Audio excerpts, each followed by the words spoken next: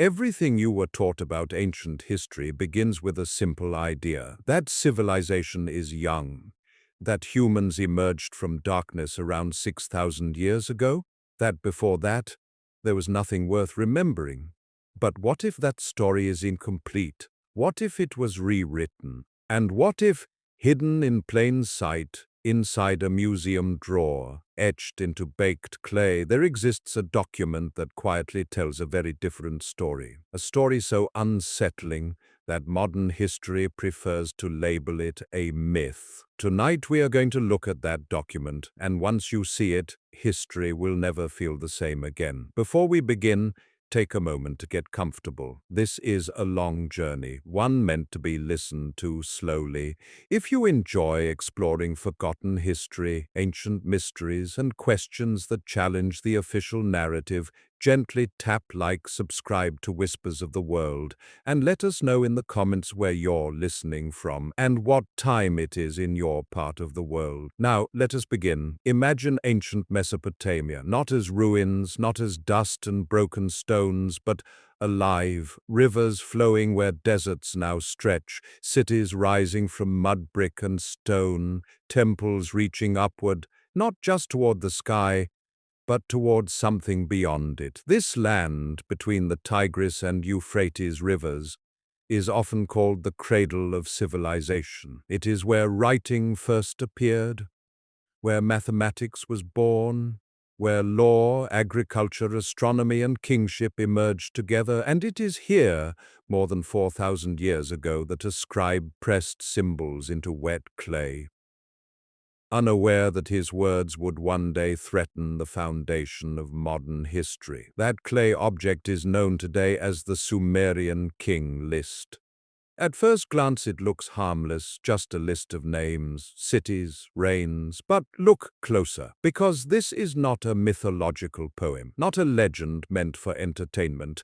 This was an official historical record, a king list, used to legitimize power, to establish divine authority, to show who ruled and for how long. And what it says is impossible. The most famous version of this text is inscribed on a four-sided clay prism known as the Weld-Blundell prism. It was discovered in the early 20th century and is now housed in the Ashmolean Museum in Oxford. You can see it today, real, physical, authenticated, and carved into its surface are the words that have haunted historians ever since. It begins simply, "After kingship descended from heaven, kingship was in Eridu, not evolved, not developed, descended from heaven." Already we are outside the comfort zone of modern explanations, but the true shock comes next, because the prism does not say that the first kings ruled for decades or centuries. It says they ruled for tens of thousands of years. According to the king list,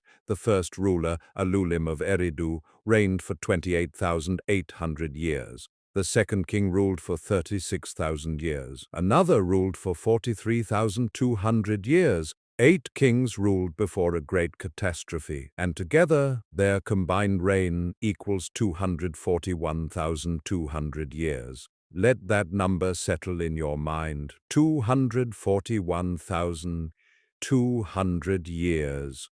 Before the flood, before history, as we are taught it, even begins. At this point, most textbooks quietly step away. They tell us this section is symbolic, mythological, poetic exaggeration. And then, without explanation, they move on. But here's the problem. The same document that lists these impossible reigns also lists real, verifiable kings after the flood. Kings whose reign lengths suddenly become normal. 20 years, 30 years, 40, cities we have excavated, rulers confirmed by archaeology. So we are left with an uncomfortable question. If the second half of the document is accurate, why dismiss the first? Why trust the list until it becomes inconvenient? The scribes who wrote the king list were not storytellers. They were accountants of reality. They recorded grain inventories, temple offerings, land boundaries. They understood numbers, and the numbers on the king list are not random. They follow a precise mathematical system based on Sumerian time units. Shah, SOS, a base 60 system that still shapes our clocks today. 60 seconds, 60 minutes. This was not primitive thinking, this was advanced, deliberate, and intentional, which raises a disturbing possibility. What if the scribes believed these reigns were real? The King List tells us that these rulers were not merely kings, they were something else. Because the text makes a clear distinction. It says, "Then the flood swept over, and after the flood, kingship descended again from heaven." This is a reset, a dividing line, a before and an after. And the beings who ruled before the flood were not like those who came later. Their lifespans collapse, their power diminishes, their world ends. This pattern should sound familiar because it appears again and again across ancient cultures. In the Bible, the earliest patriarchs live for hundreds of years. Adam, Seth, Methuselah.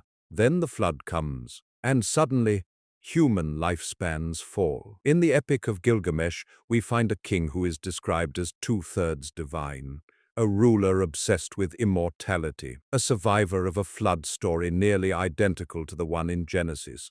In Hindu texts, entire ages of humanity, yugas, stretch far beyond modern timelines. In Mesoamerican myths, worlds are destroyed and rebuilt again and again.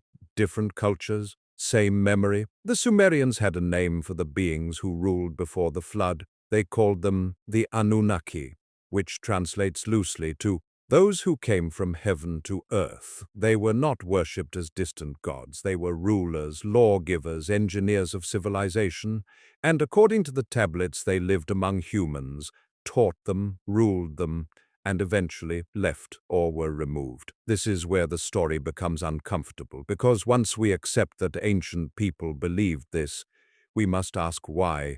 Why would a civilization invent rulers who reigned for tens of thousands of years? Why tie kingship to the sky? Why anchor history around a flood? And why preserve this record unchanged for thousands of years? The King List was copied again and again across generations, different cities, different dynasties, always the same impossible numbers, always the same structure, always the same flood. What if the ancients were not trying to deceive us? What if they were trying to remember something that we have forgotten? What if civilization did not rise suddenly 6,000 years ago, but returned? What if humanity is not young, but recovering? Tonight we are not here to tell you what to believe. We are here to read the text, to follow the numbers, to listen to what the ancients said about themselves, and to ask the questions that history avoids. Because whether you see the Anunnaki as gods, advanced beings, or symbolic memories of a lost age, one thing is undeniable: the Sumerian King List does not fit the official timeline. And it never has. In the next chapter, we will examine the kings themselves, their names, their reigns, their cities. We will break down the mathematics behind their lifespans and explore why time itself may have been understood very differently before the flood. For now, rest with this thought: if history truly began only 6,000 years ago, why does one of humanity's oldest records insist it began long before? Imagine a time so distant that the concept of a human lifetime loses all meaning, a time when rulers reigned for thousands, tens of thousands, even 43,000 years. This is not the stuff of fantasy. This is what the Sumerian King List claims. To understand the scale, we must begin with the first ruler recorded on the prism, Alulim, king of Eridu. Alulim is said to have reigned for 28,800 years. Pause for a moment and let that number sink in. 28,800 years. Think of human history as we know it. The Egyptian pyramids are about 4,500 years old. Stonehenge, roughly 5,000 years. Even writing itself, cuneiform, is only about 5,500 years old. Yet Alulim's reign lasted more than 5 times the age of writing itself, and he was only the first. The next king, Alalngar, ruled for 36,000 years, nearly 8 times the age of our oldest texts. The list continues, each reign recorded with mathematical precision. until Enmenlu-Ana, the eighth king, who is said to have ruled for 43,200 years. Combined, the 8 antediluvian kings ruled for an astonishing 241,200 years. Numbers like these are often dismissed as myth, impossible, historians say. But when we examine the way the Sumerians recorded numbers, these are not arbitrary exaggerations. The king list uses Sumerian units called shah, ner, and sos. A shah equals 3,600 years. A ner equals 600 years. A sos equals 60 years. When we calculate the reign lengths in shah, the numbers line up perfectly. They are mathematically consistent, not approximate or symbolic. The ancients weren't guessing, they were counting. Now imagine the world during these reigns. Eridu, the first city, was said to be the cradle of kingship. Temples and ziggurats would have dominated the skyline. Canals crisscrossed the land, irrigating fields that sustained thousands, perhaps millions. The rulers weren't merely symbolic figures, they were administrators, lawgivers, divine representatives. Yet, in all this, one question burns brightly. How could a single human, or even a line of humans, live for tens of thousands of years? Some scholars have proposed metaphorical interpretations. Perhaps years were actually months, perhaps numbers were symbolic markers of greatness, but these explanations fail to account for the precision and continuity of the list. The same numerical patterns appear before the flood and disappear after the flood, replaced by human-scale reigns. It's almost as if time itself changed. The king list also includes the cities where each ruler held power: Eridu, Bad Tibira, Larak, Sipa, Shorupak. These were real locations. Archaeology has confirmed the existence of many of these sites. They were urban centers, bustling with trade, agriculture, and ritual life. Yet, the rulers who governed them are described with lifespans that challenge imagination. Alulim in Eridu, Alangar in Eridu as well. Enmenlu-Ana in Bad Tibira. The repetition of cities suggests that these kings were linked to divine authority, not merely mortal succession. Kingship itself was said to descend from heaven, arriving fully formed and leaving behind a blueprint for civilization. Now let us consider the mathematics more deeply. The Sumerians did not randomly assign these numbers. Each reign follows a sequence: 8 Shah, 10 Shah, 8 Shah, 12 Shah. These numbers are evenly divisible by 60, the sacred base of their numeric system. The ancients used base 60 arithmetic, which still shapes our time today: 60 seconds, 60 minutes. This shows us that these numbers were not arbitrary. They were calculated perhaps to reflect cosmic cycles, celestial observations, or even planetary movements. Could the reigns of these kings have been measured not in Earth years, but in some other cosmic calendar? Some theorists suggest that the Sumerians may have been observing a planet with a long orbital cycle, perhaps even the fabled Nibiru, said to return every 3,600 years. If this were true, a reign of 8 Shah, 28,800 years, would correspond to 8 planetary cycles. Whether fact or theory, the precision of these numbers cannot be ignored. Now let us pause and reflect on the rulers themselves. These were not ordinary humans. The king list calls them antediluvian kings, kings who ruled before the flood. The text does not explicitly say they were gods, but it implies it. Kingship descended from heaven. Lifespans were beyond human measure. Civilization itself was established under their hand. All of this points to something extraordinary. Could these rulers have been the legendary Anunnaki? The Sumerian word Anunnaki roughly translates as those who from heaven came to earth. They were described as divine beings who shaped humanity, taught us agriculture, mathematics, and governance, and established cities across Mesopotamia. Many scholars, including Zechariah Sitchin, have interpreted the king list as a record of Anunnaki governance. It is controversial, highly debated. But here is what is undeniable. The King List exists. It is a verified artifact. It records numbers and names with precision, and it divides history in a way that mirrors flood myths across the world. Consider the transition. After Enmenlu-Ana, the eighth king, the flood comes. And suddenly rains drop to human-scale lifespans, 30 years, 20 years, 25 years. The contrast is striking. It is almost as if the flood reset time itself, not just the political order. Some speculate that the antediluvian kings were not bound by Earth's limitations. Perhaps their perception of time or even their biology was fundamentally different, or perhaps the years recorded were celestial cycles, not human years. Either way, the King List challenges everything we know about ancient history. In addition to their incredible lifespans, the list preserves genealogical continuity. Each king is connected to the next. Each city is linked to its predecessor. Each reign is recorded without gaps, as though the scribes were meticulously tracking a timeline of cosmic importance. This is not myth-making, this is record-keeping, a chronicle, a ledger of time. Now let us consider a modern analogy. Imagine an ancient civilization recording a document today that lists rulers who will govern for thousands of years into the future. Most of us would assume exaggeration, fantasy, science fiction.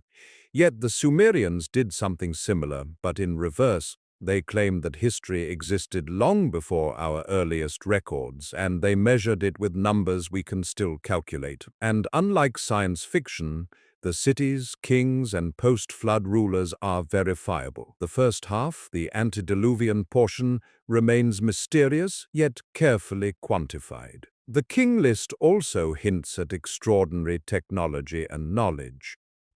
If humans did not live for tens of thousands of years, and if these kings were not divine, how could they have built cities from scratch, maintained administrative continuity, observed precise celestial cycles, established the foundations of writing, law, and commerce? The implication is subtle but persistent.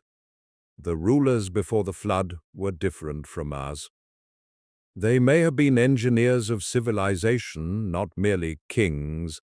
Some theorists suggest they were part human, part divine, or even extraterrestrial. The text does not confirm this. It never claims these are aliens. Yet the question persists: who or what could govern for 43,200 years? We are now left with the core mystery of 8 kings, lifespans measured in Shah, cities thriving under their hand, a world that ends with a flood. And then, suddenly, normal human rulers appear. The timeline is interrupted. Time itself seems to contract. History begins again. What does this tell us about the world before the flood? Perhaps time was different. Perhaps humans or their rulers were different. Perhaps the record is literal. Or perhaps it is encoded in a way we no longer understand. Either way, the King List is a map to a lost epoch, a civilization beyond comprehension. And the further we go, the more the mystery deepens. We will explore the rulers themselves. Who were they? Were they human, divine, something in between? We will look at the Anunnaki, their role as gods who came from heaven, and their connection to celestial cycles and the mysteries of planet Nibiru. But before that, take a moment to imagine a single human lifespan stretching 28,800 years. What could you do in that time? What knowledge could be accumulated? What secrets of the earth or the stars could be uncovered? The King List does not just record rulers. It records an epoch beyond human memory, a time when civilization may have been guided by beings we can barely comprehend. Let us examine the kings more closely. After Alulim and Alalngar, the list moves to Enmenlu-Ana, ruler of Bad Tibira, with a reign of 43,200 years, the longest of them all. It is worth pausing to consider what this implies. If a single ruler could govern for such an unimaginable span, the knowledge and continuity preserved would surpass anything modern humans can achieve in a lifetime. These kings were chroniclers, lawgivers, engineers, and perhaps even guardians of cosmic order. The King List does not provide biographical details. We do not know what their daily lives looked like. We only know that their authority was absolute, and their reigns were measured with mathematical precision. Some scholars argue that the large numbers were symbolic, perhaps they represented dynasties rather than individuals, yet the text explicitly lists names one after another, with lifespans decreasing after the flood. This pattern suggests that the first kings were, in some sense, different beings from those who came later. The antediluvian kings ruled in a world where cities and civilizations already existed. Eridu, Bad Tibira, Larak, Sipar, Shurupak. These were not just villages, they were urban centers with canals, temples, and administrative structures. The King List implies that the first rulers established the foundations of civilization itself, not merely political authority. In other words, these kings were not born into an existing system, they created it, and yet they were eventually interrupted by the flood, a cataclysmic event that reset the world. This flood is described succinctly in the text. Then the flood swept over, and kingship was lowered from heaven anew. The language is sparse but powerful. The flood marks the end of the era of impossibly long reigns. After the flood, the kings are human scale, ruling decades instead of tens of thousands of years. The King List is careful to note this distinction. Now, let us consider the Anunnaki connection. The Sumerians described the rulers before the flood as being closely tied to the gods. Kingship descended from heaven. In the language of the time, this was not metaphor. The Anunnaki were divine or semi-divine beings who arrived on Earth to guide, rule, and engineer civilization. Some theories suggest the antediluvian kings were Anunnaki themselves. Others propose they were hybrids, part human, part divine, capable of surviving for tens of thousands of years. The King List does not explain the mechanics of their longevity. It simply records it as fact in a manner that suggests the scribes believed it. Consider the implications. If these rulers were indeed connected to the Anunnaki, the numbers on the King List may reflect cycles of a planet, perhaps even Nibiru, the legendary world theorized to have a 3,600-year orbit. 8 kings, whose reigns are multiples of 3,600, Alulim, 28,800 years. 8 cycles, Alalangar, 36,000 years. 10 cycles, Enmenlu-Ana, 43,200 years. 12 cycles. Could it be that these reigns were measured according to cosmic time rather than earthly time? Perhaps each king ruled for a number of planetary cycles rather than literal years. This would align with Sumerian interest in astronomy, mathematics, and celestial observation. The Sumerians were meticulous sky watchers. Their temples and ziggurats were aligned with stars and planets. It is not unreasonable to suggest that the antediluvian reigns were recorded in a celestial calendar rather than an earthly one. The cities themselves hold clues. Eridu, the first city, was said to be the home of Alulim and Alalngar. Bad Tibira was associated with Enmenlu-Ana. Larak, Sipar, and Shurupak follow, each linked to a king. These were not mythic locations. Archaeological evidence confirms their existence. And while the flood may have destroyed much, the cities continued afterward, now ruled by human-scale kings. The continuity suggests that these antediluvian rulers were documenting history for future generations, not inventing myth. The knowledge they preserved may have been intended to survive even a cataclysm. Let us also examine the names themselves. They are not random syllables. Each name carries symbolic meaning in Sumerian language. Alulim may mean the one who came first, or high seed. Alalangar has associations with divine authority. Enmenlu-Ana can be interpreted as chief of the kings of the land. The names themselves suggest divine or semi-divine status. They are not ordinary human names. They are titles of cosmic rulers, recorded with reverence and precision. The mathematics, the names, the cities, and the flood all point to one thing. The antediluvian kings of the Sumerian King List are central to understanding the origins of civilization. They were rulers of a lost epoch, a time before humanity was constrained by short lifespans. A time when knowledge, power, and possibly even biology were very different from our own. Some researchers suggest that the King List may also encode genetic memory. Could these rulers have left traces in the DNA of their descendants? Could myths of royal bloodlines or divine kingship be echoes of these ancient rulers? Now, take a moment to imagine a single reign of 43,200 years. Cities would rise and fall under one ruler. Knowledge would accumulate across millennia. Civilizations would evolve, but the ruler would remain, observing, guiding, shaping.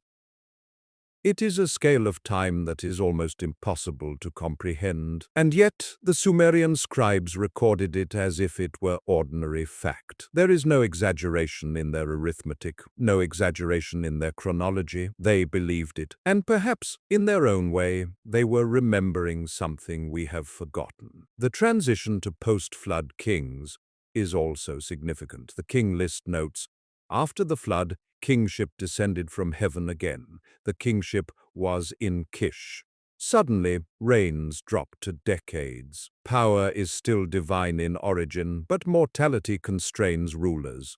The world has changed. Time has changed. Some theorists argue that the flood represents a cataclysmic reset, a recalibration of life, human biology, and even memory itself. If so, the antediluvian kings were rulers of a different reality, a reality where humans, gods, or both lived far longer, observed the cosmos, and recorded their civilization with precision. In conclusion, Chapter 2 leaves us with several haunting questions. Who were the antediluvian kings? Human, divine, hybrid? Were their lifespans literal or based on celestial cycles? Did they belong to a civilization more advanced than we imagine? What was their purpose in recording their reigns so meticulously? And why did time and humanity reset after the flood? These are not questions easily answered, but they set the stage for the next chapter. The Anunnaki themselves, the beings who may have descended from heaven, governed Earth, and shaped the course of civilization before the flood. Understanding the kings is only the beginning. Next, we will explore their identity, purpose, and connection to the stars. And perhaps we will glimpse what it truly means to rule for tens of thousands of years. Imagine a world in which the rulers of humanity were not merely human. Imagine beings who descended from the heavens, bringing with them knowledge, technology, and authority beyond comprehension. These were the Anunnaki. The Sumerians, whose scribes meticulously recorded their world, described the Anunnaki as powerful semi-divine figures who shaped the destiny of civilization. And according to the King List, the antediluvian kings, the ones who ruled for tens of thousands of years, were linked to them. The very phrase used by the Sumerians is revealing. Kingship descended from heaven. This is not poetic exaggeration. This is an assertion of origin, authority, and power, coming from the sky itself. To understand the Anunnaki, we must begin with their name. Anunnaki roughly translates to those who from heaven came to earth. In ancient Sumerian mythology, they were the enforcers of divine order. They were the keepers of law, civilization, and knowledge. They were rulers, not distant gods.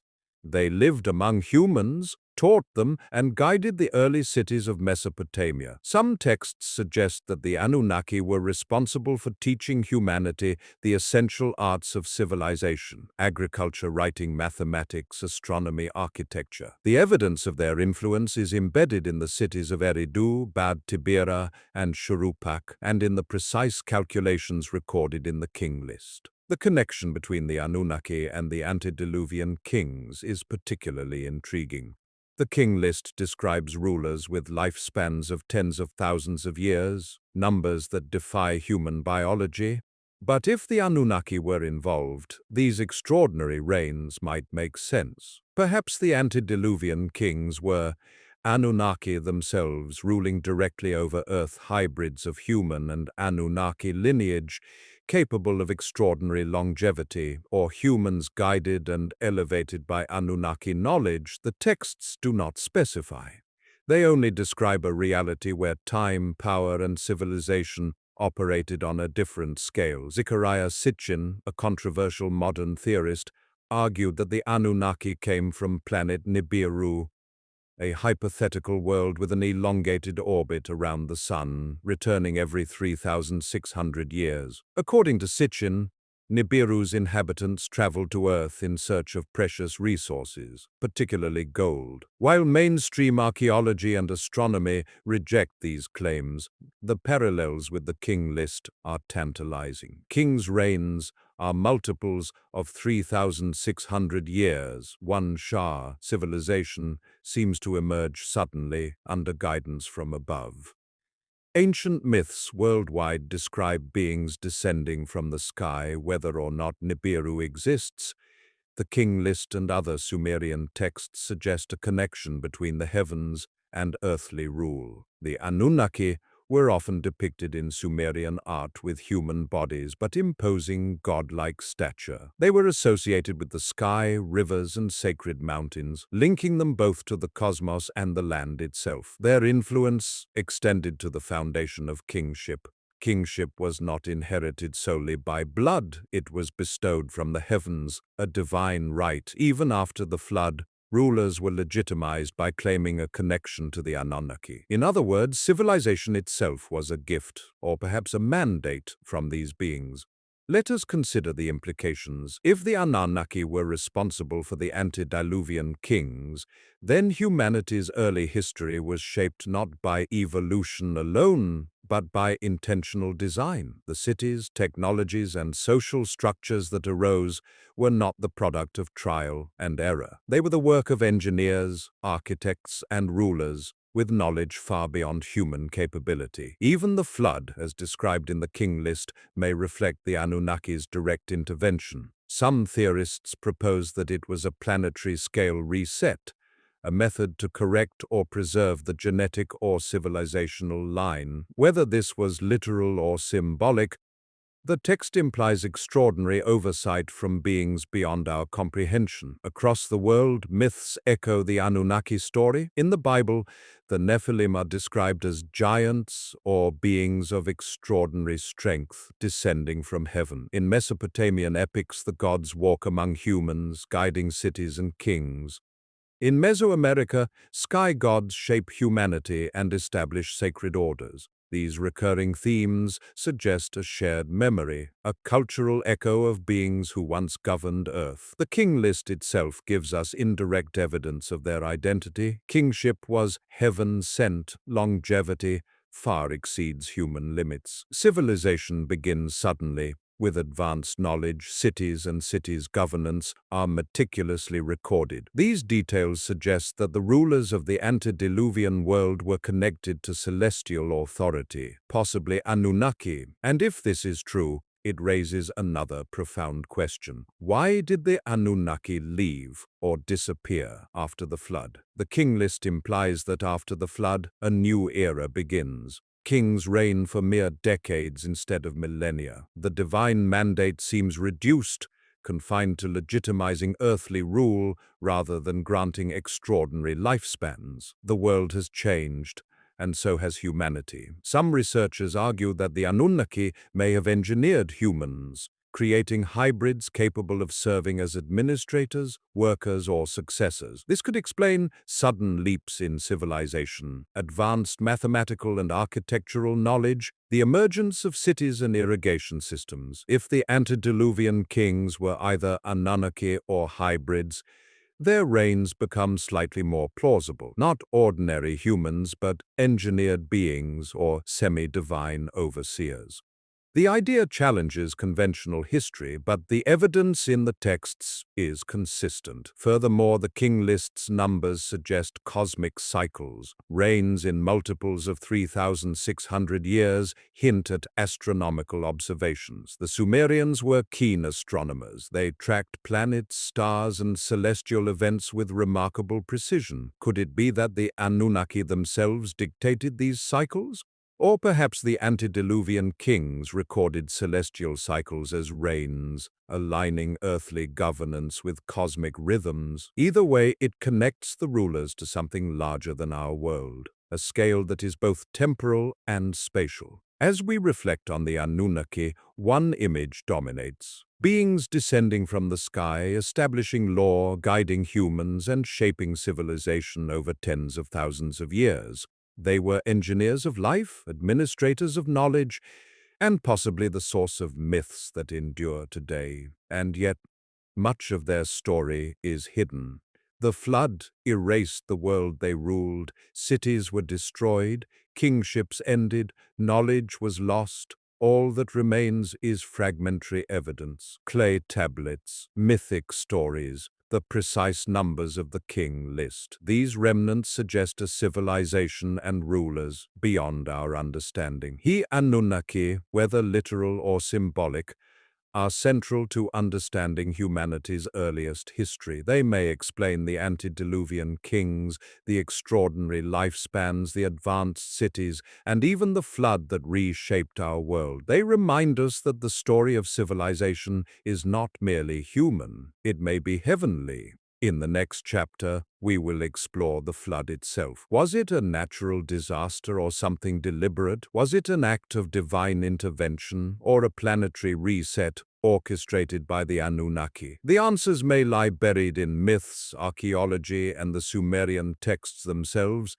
Imagine a world that has existed for tens of thousands of years, a world governed by kings with lifespans beyond human comprehension, a world guided, perhaps even engineered, by beings who came from the heavens. And then, suddenly it ends, the flood, the great flood, a cataclysm so complete that it wipes the slate clean, resets civilization, and begins history anew. The Sumerian King List marks this event clearly. 8 antediluvian kings ruled for a combined 241,200 years. Then the flood comes. And after the flood, human-scale reigns begin. The contrast is staggering. Let us step back and imagine the flood itself. The King List is sparse on details. It does not describe the waters, the storms, or the destruction. It simply notes the end of an era. Then the flood swept over, and kingship was lowered from heaven anew. Yet this single line has echoes across civilizations. Across the globe, ancient myths describe a deluge that reshaped the world. In the Bible, Noah survives a flood sent by God to cleanse the earth. In the Epic of Gilgamesh, Utnapishtim survives a flood that wipes out humanity. In Hindu texts, Manu survives a world-ending flood during the Satya Yuga. Mesoamerican myths describe great waters that destroyed prior worlds. Different cultures, different continents, same memory. The flood is not just a story, it is a collective memory of a global event. What caused this flood? Was it a natural catastrophe, a rise in sea levels, massive rainfall, or a shift in the rivers of Mesopotamia, perhaps?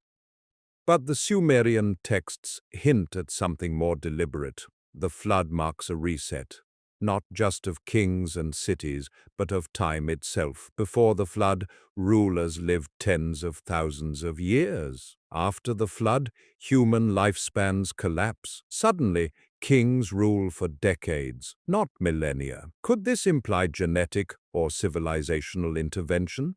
Some theorists suggest that the flood may have been orchestrated to preserve select humans or hybrids. Others propose it was a consequence of celestial events, perhaps connected to the orbital cycles of Nibiru or other planetary influences. Either way, the effect was the same. The world begins again. The flood also introduces a new form of kingship. Before, kingship was directly descended from heaven. After, kingship is still divine in origin, but mediated through human institutions. Cities like Kish, Uruk, and Ur rise. Rulers now govern within human limits. Governance is maintained, civilization continues. But the extraordinary longevity of the antediluvian kings is gone. Time is compressed, mortality is restored. The King List does more than just record reigns. It provides a genealogical timeline. We can trace the lineage from the flood survivors through post-flood kings,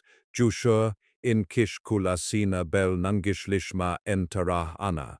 Each king represents a human-scaled continuation of civilization. The contrast between pre- and post-flood kings is striking. It emphasizes the idea that the flood was not merely a local disaster, it was a global reset of human history. Let us also consider the biblical parallels. Methuselah, the longest-lived patriarch in the Bible, dies just before the flood. Adam, Seth, and other pre-flood figures live for hundreds of years, an echo of the antediluvian Sumerian kings. After the flood, lifespans drop dramatically.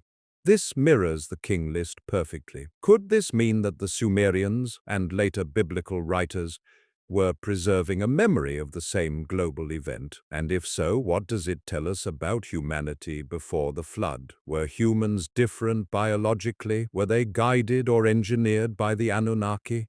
Did civilization function on principles we can no longer comprehend?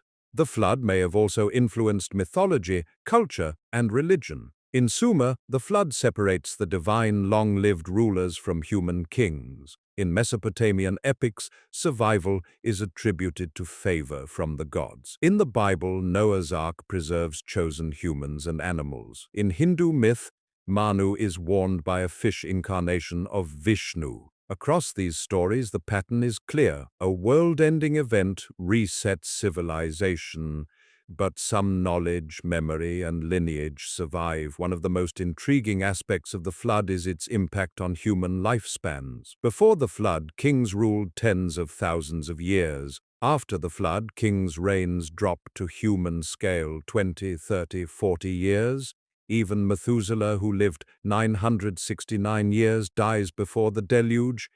It's as if the flood reset biological limits. Some scholars suggest this could indicate a change in genetics, whether natural or engineered.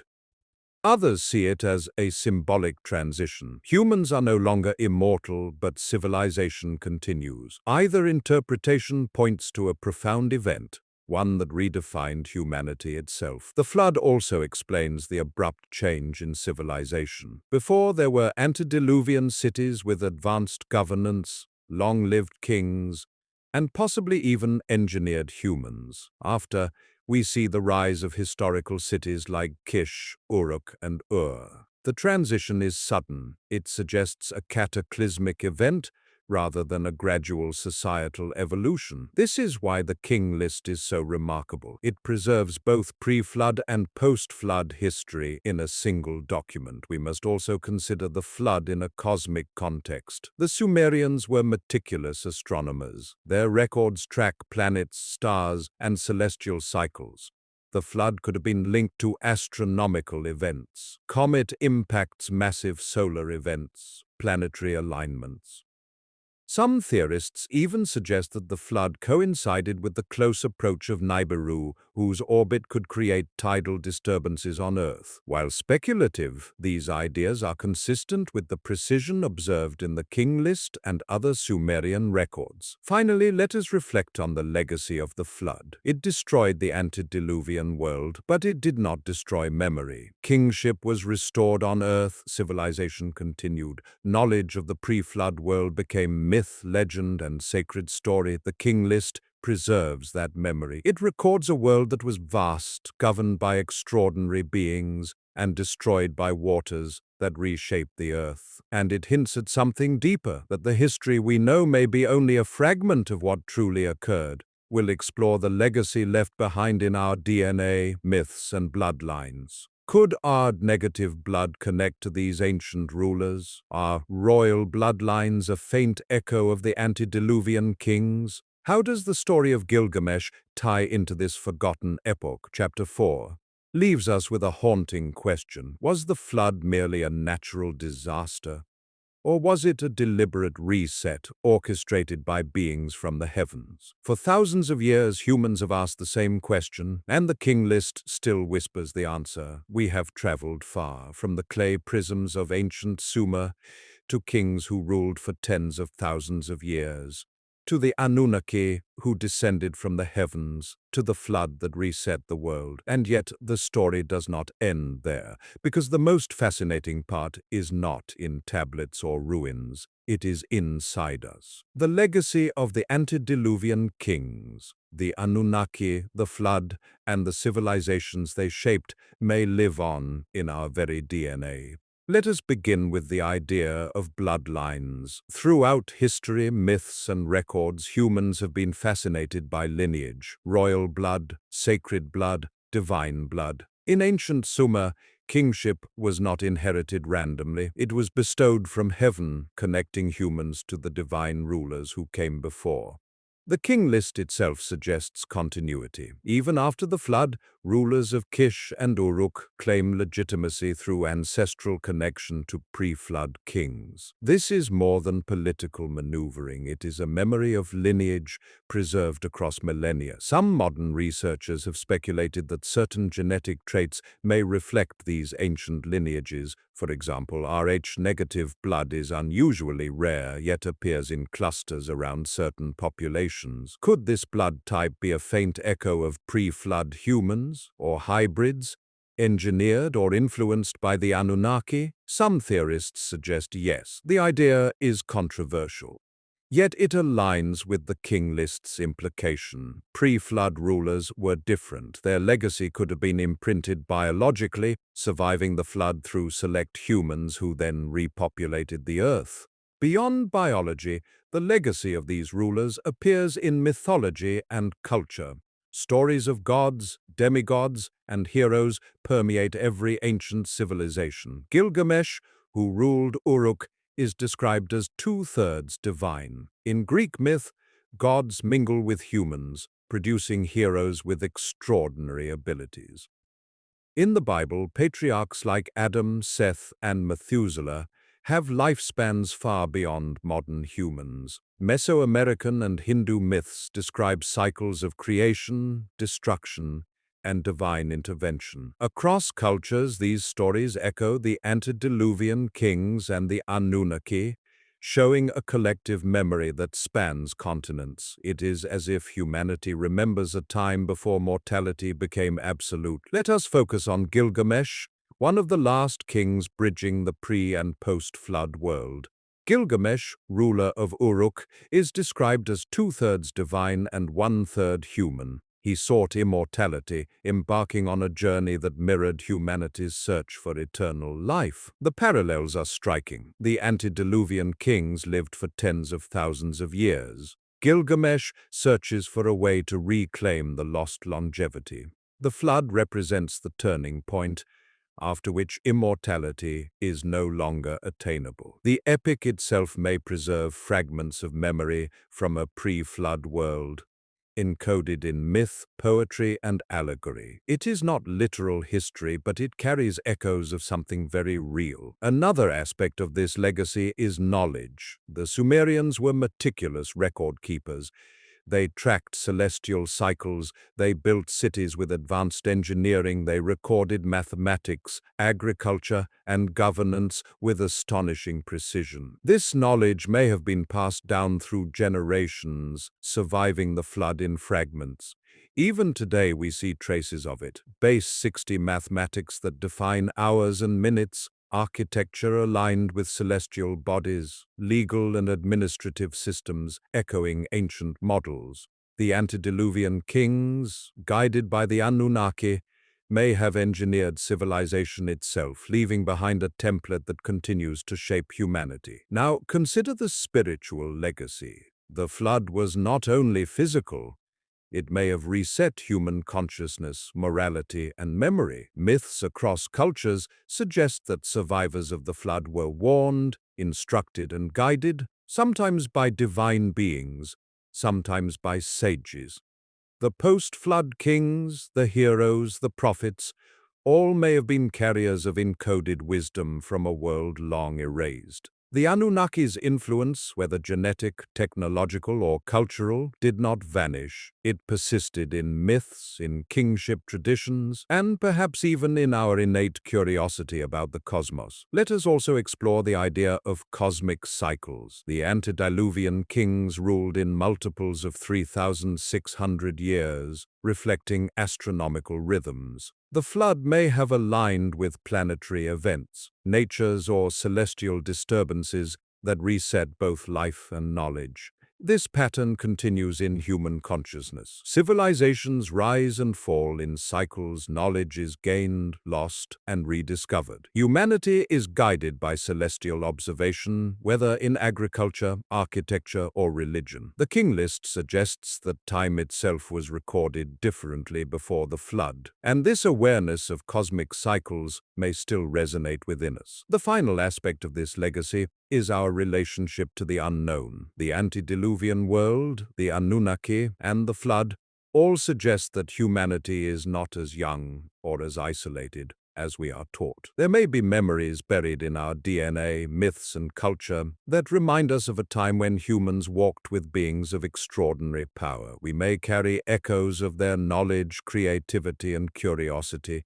Even the myths of immortality, divine kingship, and celestial influence may reflect faint traces of a reality we once experienced. So, what does this mean for us today? It means that history is not always as it seems. The Sumerian King List challenges our perception of time, longevity, and civilization. It forces us to consider the possibility that humanity may have been guided or engineered by beings beyond our comprehension. Civilization may be far older than mainstream history suggests. Our myths, bloodlines, and knowledge may carry fragments of this forgotten epoch. The flood may have erased the physical world, but the memory survived. It survived in stories, it survived in kingship, it survived in the human mind, and it survives in us. Tonight, as you reflect on the King List, the antediluvian kings, the Anunnaki, and the flood, remember this: the past is not just what we see in ruins. It is not just the records in textbooks. It is a living memory encoded in our stories, our blood, and our curiosity. When you look at the stars, when you wonder about the cosmos, when you feel the pull of mystery and myth, you are touching the same legacy left by the rulers of 241,200 years. A legacy that whispers, we are older, we are connected, we are part of a story far larger than ourselves. The Sumerian King List is more than clay and cuneiform. It is a reminder that humanity may have walked with the stars, ruled alongside gods, and survived cataclysms designed to reset civilization. And perhaps that journey is not yet over. Take a moment, breathe. The world you know is just one layer. Beneath it lies memory, knowledge, mystery, and the possibility that the Anunnaki, the antediluvian kings, and the flood are not just stories, but part of your legacy too.